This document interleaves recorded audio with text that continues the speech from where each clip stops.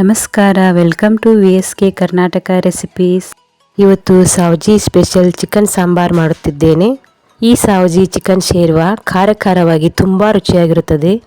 ನೀವು ಒಮ್ಮೆ ಟ್ರೈ ಮಾಡಲೇಬೇಕು. ಇದನ್ನು ಶೇರ್ವಾ ಅಂತ ಕೂಡ ಕರಿಬಹುದು, ಇಲ್ಲ ಸಾರು ಅಂತ ಸಹಿತ ನೀವು ಕರೆಯಬಹುದು.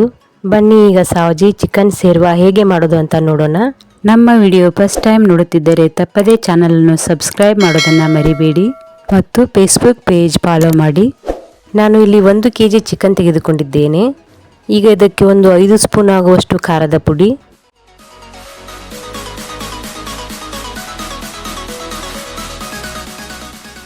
ರುಚಿಗೆ ತಕ್ಕಷ್ಟು ಉಪ್ಪು, ಸ್ವಲ್ಪ ಅರಿಶಿನ, ಸ್ವಲ್ಪ ಎಣ್ಣೆಯನ್ನು ಹಾಕಿ ಚೆನ್ನಾಗಿ ಮಿಕ್ಸ್ ಮಾಡಿಕೊಳ್ಳಬೇಕು.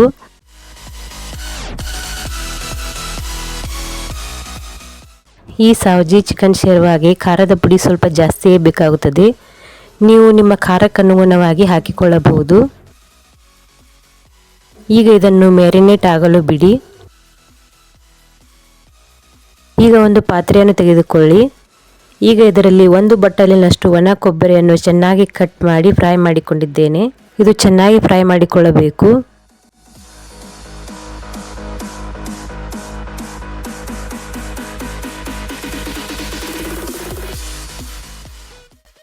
ಈಗ ಇದೇ ಪಾತ್ರೆಯಲ್ಲಿ 3 ಕಟ್ ಮಾಡಿದ ಈರುಳ್ಳಿ,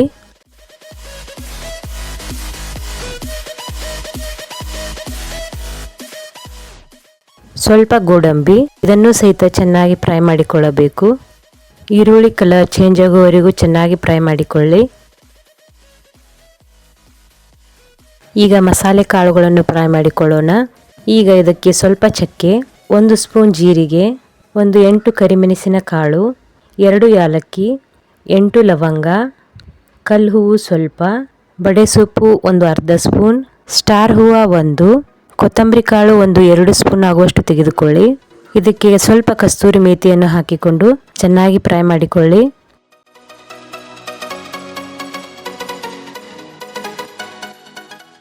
ಈಗ ಒಂದು ಮಿಕ್ಸಿ ಜಾರನ್ನು ತೆಗೆದುಕೊಳ್ಳಿ. ಮಿಕ್ಸಿ ಜಾರ್ಗೆ ಈಗ ಆಗಲೇ ಫ್ರೈ ಮಾಡಿದಂಥ ಒಣ ಕೊಬ್ಬರಿ, ಈರುಳ್ಳಿಯನ್ನು ಹಾಕಿಕೊಂಡಿದ್ದೇನೆ. ಈಗ ಇದರ ಜೊತೆ ಸ್ವಲ್ಪ ಪುಟಾಣಿಯನ್ನು ಹಾಕಿಕೊಂಡಿದ್ದೇನೆ. ಈಗ ಇದನ್ನು ಮೊದಲು ಚೆನ್ನಾಗಿ ರುಬ್ಬಿಕೊಂಡು ಈ ಮಸಾಲೆ ಕಾಳುಗಳನ್ನು ಸಪರೇಟಾಗಿ ರುಬ್ಬಿಕೊಳ್ಳಬೇಕು. ಈಗ ಒಂದು ಪಾತ್ರೆಯನ್ನು ತೆಗೆದುಕೊಳ್ಳಿ. ಈಗ ಇದರಲ್ಲಿ ಒಂದು 5 ಸ್ಪೂನ್ ಆಗುವಷ್ಟು ಎಣ್ಣೆಯನ್ನು ಹಾಕಿಕೊಂಡು ಚಿಕನ್ ಹಾಕಿಕೊಳ್ಳಬೇಕು.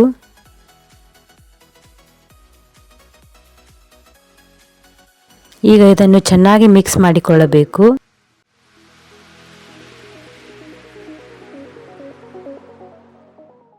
ಈಗ ಶುಂಠಿ ಬೆಳ್ಳುಳ್ಳಿ ಪೇಸ್ಟ್ ಹಾಕಿಕೊಂಡು ಸ್ವಲ್ಪ ನೀರನ್ನು ಹಾಕಿಕೊಳ್ಳಿ. ಈಗ ಇದನ್ನು ಚೆನ್ನಾಗಿ ಮಿಕ್ಸ್ ಮಾಡುತ್ತಾ ಬೇಯಿಸಿಕೊಳ್ಳಿ.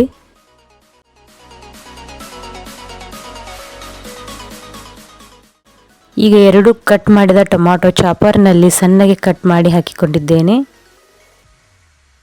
ಈಗ ಇದನ್ನು ಚೆನ್ನಾಗಿ ಬೇಯಿಸಿಕೊಳ್ಳಿ.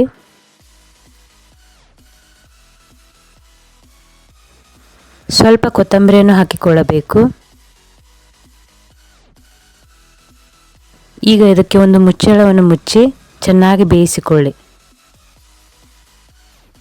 ಚಿಕನ್ ಸ್ವಲ್ಪ ಫ್ರೈ ಆದ ನಂತರ ಆಗಲೇ ರುಬ್ಬಿದ ಮಸಾಲೆಯನ್ನು ಹಾಕಿಕೊಂಡು ಚೆನ್ನಾಗಿ ಮಿಕ್ಸ್ ಮಾಡಿಕೊಳ್ಳಬೇಕು.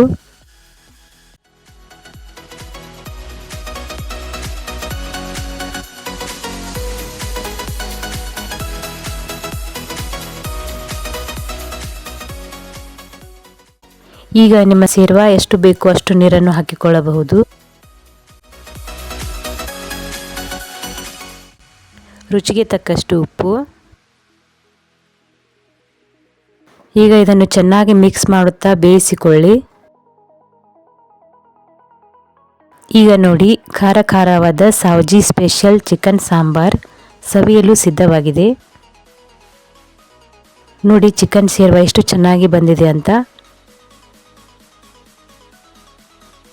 ನೀವು ಒಮ್ಮೆ ಟ್ರೈ ಮಾಡಿ, ಹೇಗೆ ಬಂತು ಅಂತ ಕಮೆಂಟ್ ಮಾಡಿ ಹೇಳಿ. ಈ ರೆಸಿಪಿ ನಿಮಗೆ ಇಷ್ಟವಾದರೆ ಚಾನಲನ್ನು ಸಬ್ಸ್ಕ್ರೈಬ್ ಮಾಡಿ, ಫೇಸ್ಬುಕ್ ಪೇಜ್ ಫಾಲೋ ಮಾಡಿ. ಮತ್ತೆ ಹೊಸ ರೆಸಿಪಿಯೊಂದಿಗೆ ಬರುತ್ತೇನೆ. ನಮಸ್ಕಾರ.